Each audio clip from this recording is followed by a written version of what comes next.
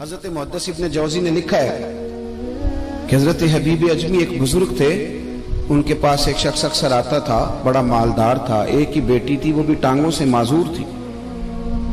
تو آپ اکثر اس کو کہتے کہ تو توبہ کر، اللہ کی بارگاہ میں رجوع کر۔ ایک وقت ایسا آتا ہے کہ پھر انسان کا جب کوئی اپنا نہیں رہتا پھر اسے مصلی یاد آتا ہے، لیکن اگر مصلی کی عادت بچپن سے پڑ جائے نا تو پھر ذرا آسان ہوتا ہے اللہ سے دل لگانا۔ وہ اکثر آپ اس کو کہتے کہ ٹھیک ہو جائے کہ تو بیٹی ہے، وہ بھی بیچاری معذور ہے، تو کہاں دولت لے جائے۔ آج کرتا ہوں، ہم تاریخیں دیتے رہتے ہیں نا اللہ تعالیٰ کو معاذ اللہ کہ رمضان سے میں نے نیک ہو جانا ہے، عمرہ کر کے آؤں گا تو پھر میں پکا نمازی ہوں۔ خدا کے بندو، کس نے تجھے بتایا کہ رمضان تک تو زندہ رہے گا؟ کس نے خبر کی کہ عمرہ کرنے تک تو بچے گا؟ حضرت حبیب اجمی اس کو کہتے تو کہتا بڑی جلدی ٹھیک ہو جاؤں گا۔ ایک دن سویرے سویرے توبہ کرنے آ گیا۔ آپ نے فرمایا کیا ہوا؟ تو کہنے لگا حضرت جی کل ایک 15 سال کا نوجوان ملا ہے اور مجھے توبہ کرا گیا۔ مزہ ہی اس عمر میں اللہ اللہ کرنے کا، نبی کریم سے محبت بھی کرنی ہو تو یہی عمر ہے۔ عشق لگا سی کھیڈاں کھیڈ دینوں تے پھر مینوں کھیڈاں بھول گئیاں، کجل پایا سی میں یار دے ویکھنے نوں، پھر او دی یاد وچ روندیاں ہی ڈل گئیاں۔ حیدر شاہ اس گلی کدے نہ رولدی پر ہن تے رولدی رول گئیاں۔ جن لوگوں نے ابو جال کو قتل کیا تھا ان کی عمریں بھی 15 سال تھی۔ ہم تو بڑے ہی نہیں نہ ہوتے ساری زندگی، نہ ہمیں کو بڑا ہونے دیتا ہے، ہم بڑے ہی نہیں ہوتے، یہ تو عمر ہے کچھ کر گزرنے کی۔ 15 سال کا نوجوان توبہ کرا گیا تو حضرت حبیب اجمی کہنے لگے وہ کیسے؟ کہنے لگا حضرت جی میں کل منڈی گیا تھا، مجھے کچھ سامان خریدنا تھا، تو بغداد کے بازار سے میں نے مچھلی خرید لی 10 کلو، باقی بھی سامان تب خود لے جا نہیں سکتا تھا۔ تو مزدور آپ کو پتہ ہے بیچارے آج بھی سڑکوں پہ بیٹھے ہیں، تو مزدور بیٹھے تھے تو ان میں ایک نوجوان 14-15 سال کا، چہرے پہ بڑی روشنی۔ میں نے اس کو کہا بیٹے مزدوری کرو گے؟ کہنے لگا حضور مزدوری بھی کرتا ہوں، پڑھائی بھی کرتا ہوں، اور جو اللہ کو منظور ہو اس کی عبادت بھی کرتا ہوں۔ میں نے اسے کہا کہ یہ میرا سامان ہے فلان جگہ پہنچانا، کیا لوگے؟ کہنے لگا 3 دینار مزدوری۔ سودا طے ہو گیا، اس نے سامان اٹھا لیا۔ کہتے ہیں رستے میں ظہر کا وقت ہو گیا، کہنے لگا چچا اگر اجازت دو تو نماز پڑھ دوں۔ 15 سال کا جواب۔ کہتے میں رکھ کے نا وہاں سامان تو پھٹے پہ بیٹھ گیا، وہ نماز پڑھنے چلا گیا، باقی لوگ دیر سے آئے، وہ بچہ جلدی آ گیا۔ میں نے کہا بیٹے آپ جلدی آ گئے؟ کہنے لگے نفل چھوڑ دیے، آپ یہی نہ سمجھ لیں کہ کام چور ہے، میں بعد میں پڑھ لوں گا۔ کہتے ہیں وہ دوپہر کا وقت، رمضان بھی نہیں تھا، میں اس بچے کو نوجوان کو گھر لے گیا اور میں نے اپنی بیوی سے کہا کہ بڑا نیک ہے، نمازی ہے، اور راستے میں یہ بھی ہوا ہے کہ میں نے اسے ایک دفعہ کہا ہے کہ یہ مجھے تھوڑی دیر کے لیے دے دو، گرمی بڑی ہے، تمہیں پسینہ آ رہا ہے، میں اٹھا لیتا ہوں۔ کہنے لگا نہیں چچا میں رزق حلال کھاتا ہوں، اگر آپ اٹھائیں گے تو میں 3 دینار مزدوری پوری نہیں لوں گا، پھر پیسے کم کروں گا، میں نے طے کیا ہے کہ اٹھاؤں گا۔ تو کہتے ہیں میں نے اپنی بیوی کو بتایا تو بڑی متاثر ہوئی، کہنے لگی دوپہر کا کھانا پک گیا، اسے کو روٹی کھا لے، رمضان بھی نہیں تھا۔ کہتے میں باہر نکلا، اس کو 3 دینار تھمائے، تو میں نے کہا بیٹے ایک بات میری مانو گے؟ کہنے لگا بتائیے۔ میں نے کہا کھانا پکائے کھا لو۔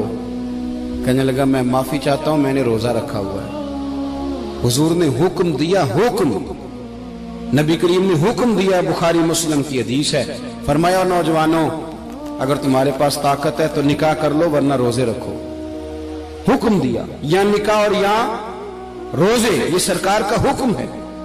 بھائی نفلی روزہ نفس کی قوتوں کو کچلتا ہے، انسان میں نورانیت اور روحانیت لاتا ہے۔ وہ کہنے لگا میں نے روزہ رکھا ہے، میں اور متاثر ہو گیا۔ میں نے کہا آپ کیا کرو گے؟ کہیں اور جانا ہے؟ کہنے لگا نہیں، میں جس دن 3 دینار کما لیتا ہوں پھر میں مزید لالچ نہیں کرتا، باقی وقت یا قرآن مجید پڑھتا رہتا ہوں یا نبی پاک پہ درود شریف پڑھتا رہتا ہوں۔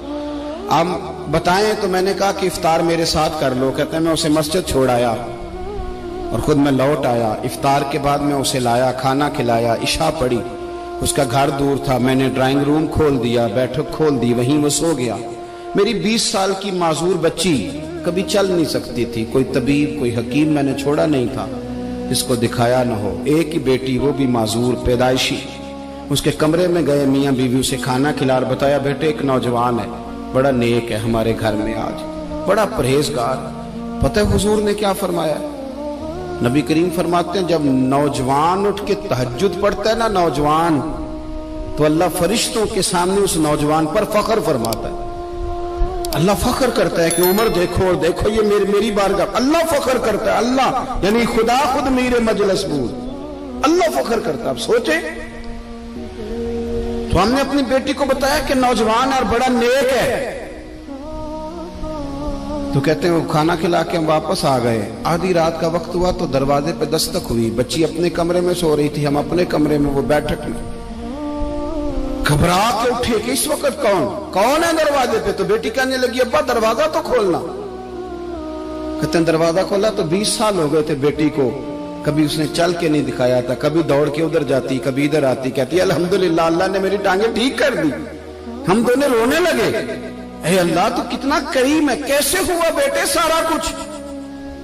بیٹی کہنے لگی ابا آپ نے کہا تھا نا کہ نیک نوجوان آیا ہے, تو میرے دل میں خیال آیا اللہ اگر واقعی نیک ہے تو اس کے صدقے مجھے شفا ہی دے دے. یا ایھا الذین آمنوا اتقوا اللہ وابتغوا الیہ الوسیلہ. تو کہنے لگی ابھی میری دعا بھی پوری نہیں ہوئی تو رب کریم نے فضل کیا ہے اور مجھے شفا عطا کر دی. کہتے ہم دوڑ کے اس کے کمرے میں گئے اور جب ہم نے ہاتھ رکھا تو دروازہ پہلے سے کھلا تھا, ایک خط چھوڑ گیا تھا.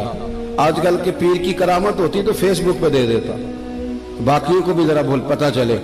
کہتے ہیں وہ خط چھوڑ گیا اپنے بستر پہ کہ اگر تم لوگوں کو مجھ سے محبت ہو گئی ہے تو میرے پیچھے نہ دوڑنا, اس رب کی بارگاہ میں جھکنا جس رب نے میرے اوپر بھی فضل فرمایا ہے اور آپ پر بھی کرم فرمایا. میرے نوجوان دوستو, یہ جو بچپنا ہمیں لوگ کہتے ہیں نا ابھی بچے ہو, ابھی جب آپ بالغ ہو گئے تو نماز فرض ہو گئی, سچ بولنا ضروری ہو گیا, رزق حلال کھانا ضروری ہو گیا, شریعت ساری کی ساری لاگو ہو. ایک تو درگزر سے کام لیں, دوسرا اپنی زندگی کے اندر خواہشات کو چھوڑیں. سادہ کھانا تو ویسے انسان کو تندرست رکھتا ہے.